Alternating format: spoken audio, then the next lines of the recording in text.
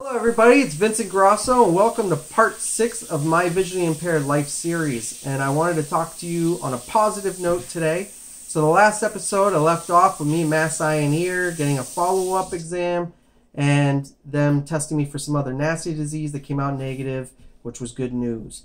But what I didn't tell you was I had 2 appointments that day. The other one was occupational therapy at the floor below. And that was before my my neuro-ophthalmologist's follow-up. And I got to meet the guy, occupational therapist. He was awesome. The low vision center, he showed me bioptic glasses. We talked about a whole bunch of other things. He showed me magnification.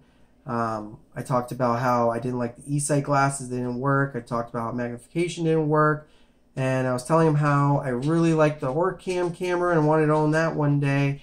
And then he was talking to me about the CC televisions. So when I got to my appointment, they had me fill out all these surveys. And my mother asked me the questions and I answered them. They were really weird. Like they almost like asked, like, do you feel like Superman, you know, if you use a CCTV? Like, do you feel like you have superpowers? It was just weird questions. But they ask you on a scale to 1 to 10. Like, you know, 1 being no to 10 being you're Superman. So you catch my drift. So I did the survey, and then he saw that I had a CCTV, and I enjoyed it. And then he asked me if it was a new one. I said, nope, it's an old one from 1994. I have an Aladdin, black and white, big bulbous thing, sits on my bureau.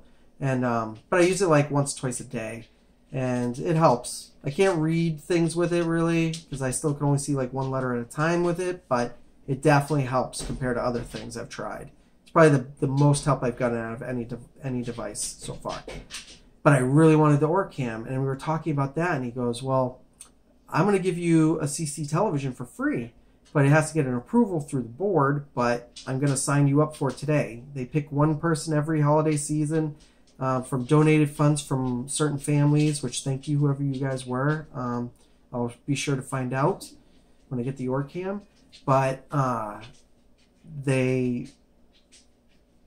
he told me he wanted to give me one. So he had one there that he wanted me to try and all this goodies. And then he said, well, we could try for the Orcam as well. And I said, really? And I didn't even think of that he could, but he said he would try. And he said the best he could do is try. And if it's no, it's no. And I said, that's awesome. I go, I'm not a mooch, but if you can get it for me, I'm going to be so happy. And if you can't, it's totally understandable. So I waited 2 weeks, and then I got a call, and they said, you got the Orcam camera. My eyes. And I was like, are you kidding me? And I wanted to bawl. I was just so happy. Now, if anybody doesn't know what the Orcam camera is, it's a camera the size of your finger that you attach to the side of a pair of glasses. And the cool thing about it is it'll tell you colors. It has face recognition. So if someone's approaching me by 20 feet, it'll say, Amy's approaching, which that's my wife's name. And then it'll even tell you the time if you look at your wrist with no watch at all. And it'll also tell you barcodes, so it's stuff like that, and it does so much more. So my problem is when I'm at a store like a Home Depot, for instance, I can't see the signs and read the numbers of what aisle the number aisle is, and I can't read what's in those aisles, like bolts or washers or whatever. So if you point in the direction of the sign, it'll read it all, and I guess it does it pretty flawlessly as well. So, but it does take practice. The doctor told me, he's like, it takes practice, and you're gonna have to have a lady come and train you.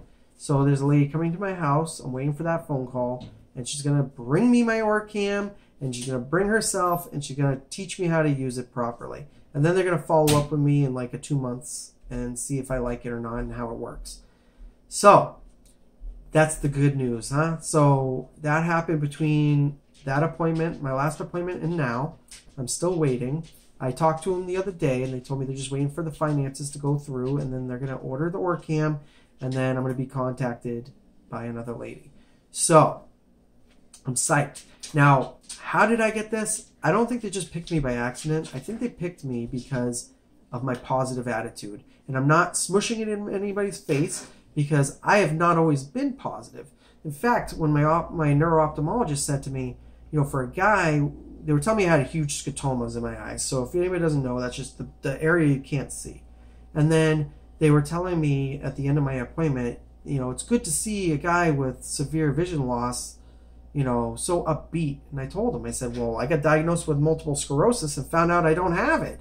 So it made my visual impairment not seem as bad. So, and plus I had like a year to stew on this stuff. So I've learned to deal with it much better over time. And, I think my positive attitude's what did it.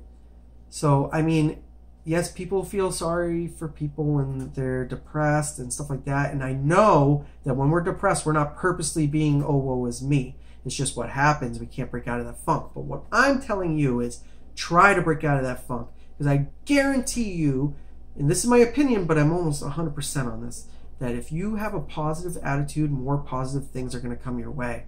So believe in karma in a sense. You know, the more good you do, the better and more good things will come back to you.